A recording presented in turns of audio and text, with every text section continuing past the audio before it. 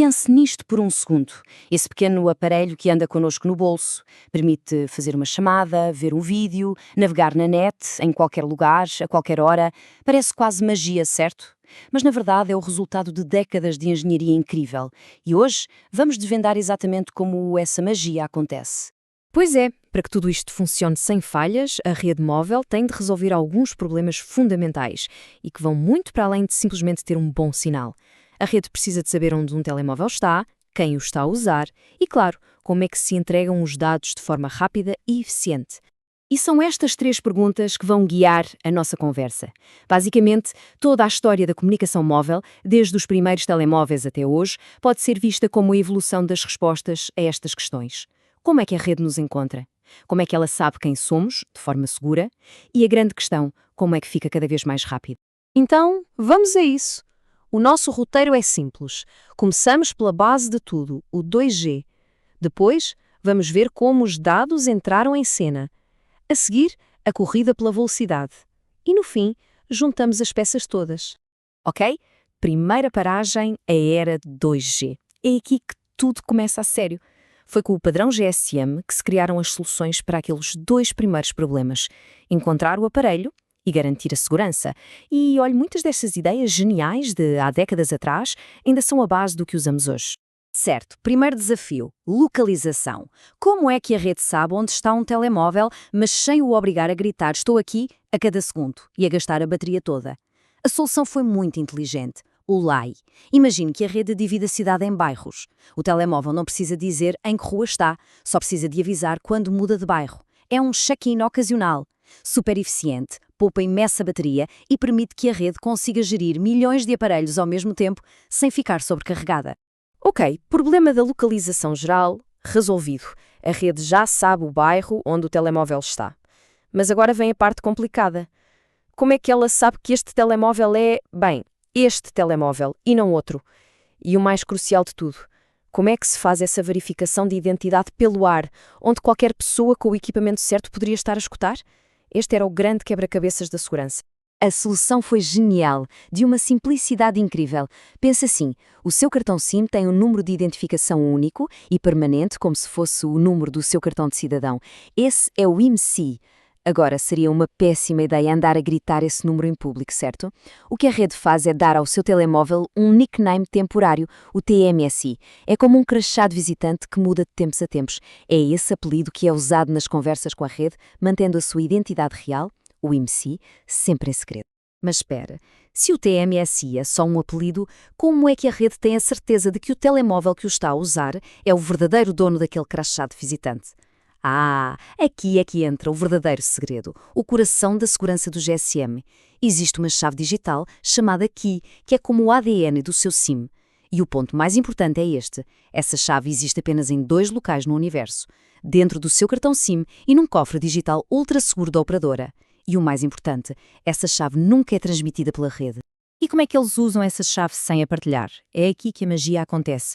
É um processo de desafio e resposta, uma espécie de aperto de mão secreto. Funciona assim. A rede manda um número completamente aleatório para o telemóvel. É o desafio. O cartão SIM pega nesse número e, usando a sua chave secreta, faz um cálculo matemático complexo.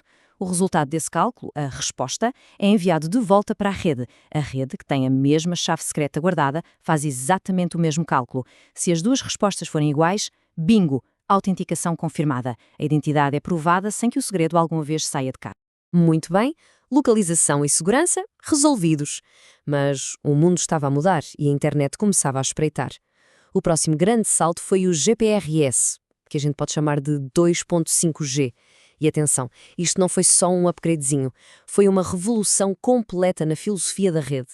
Deixou de ser um sistema só para chamadas de voz e passou a ser uma plataforma para dados. E a analogia da autoestrada aqui no ecrã explica tudo de forma perfeita. Antes do GPRS, com o GSM, uma chamada de voz era como reservar uma faixa inteira da autoestrada só para si. Mesmo que não estivesse a falar, a faixa estava lá, bloqueada, vazia. Super ineficiente. O GPRS mudou o jogo, introduziu a comutação de pacotes.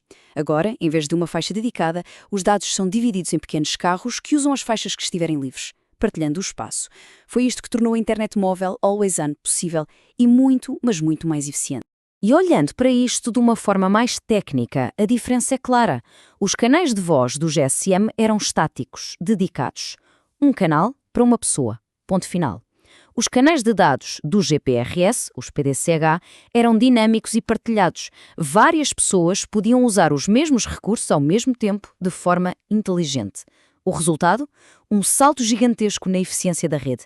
De repente, a mesma infraestrutura podia servir muito mais gente com dados.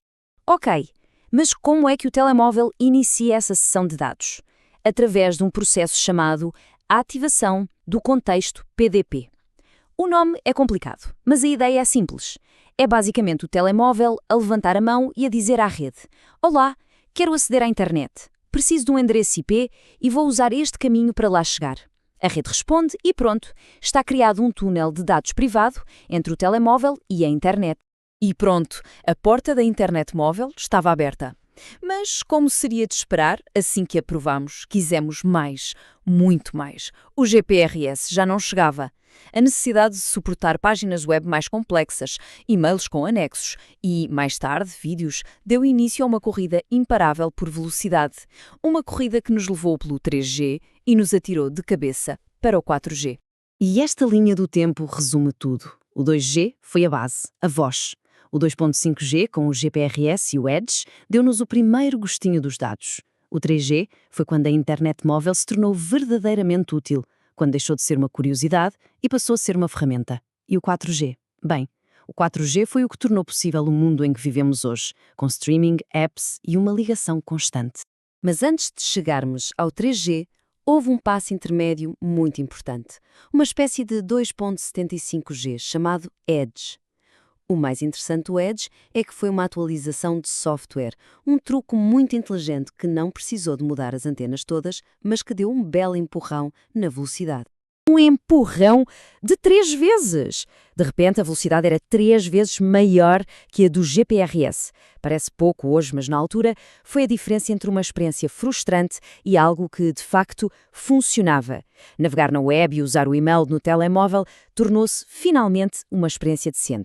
E como é que conseguiram este milagre? Foi pura matemática e física. Foi uma mudança na forma como a informação era desenhada na onda de rádio. O GPRS normal conseguia meter 1 bit de informação em cada pacotinho de sinal. O Edge, com uma técnica mais avançada chamada 8PSK, conseguia meter 3 bits no mesmo pacotinho. A lógica é simples. Mais bits no mesmo espaço, mais velocidade. Genial! E depois, o 4G LTE, a base do que usamos hoje. Aqui o salto foi gigantesco e foi resultado de um conjunto de inovações. O FFDM, por exemplo, é como ter um caminhão de entregas que, em vez de ir a uma casa de cada vez, consegue planear a rota para entregar encomendas a dezenas de casas de uma só vez de forma super eficiente. O MIME é como adicionar mais faixas à autoestrada, usando múltiplas antenas para enviar e receber dados ao mesmo tempo. E fundamental, a rede tornou-se mais plana, mais direta, o que reduziu drasticamente a latência, aquele atraso irritante que notamos em videochamadas ou em jogos online. Ok. Vimos a história, vimos a tecnologia. Agora vamos dar um passo atrás e juntar todas estas peças do puzzle. Como é que tudo isto funciona em conjunto, no dia a dia, para nos dar a experiência que temos como garantida? E a resposta está aqui, resumida. Aquelas 3 grandes perguntas que fizemos no início, agora temos as respostas. Para nos encontrar, a rede usa um sistema eficiente de bairros e IDs temporários. Para garantir quem somos, usa a chave secreta do SIM num aperto de mão digital que nunca expõe o segredo. E para nos dar velocidade, abandonou as faixas dedicadas, abraçou os pacotes de dados e nunca mais parou de inovar em formas de meter mais e mais informação no mesmo sinal de rádio. Por isso, da próxima vez que usar o telemóvel, vale a pena lembrar que por trás daquele ecrã está esta dança incrível de tecnologia afinada ao longo de décadas.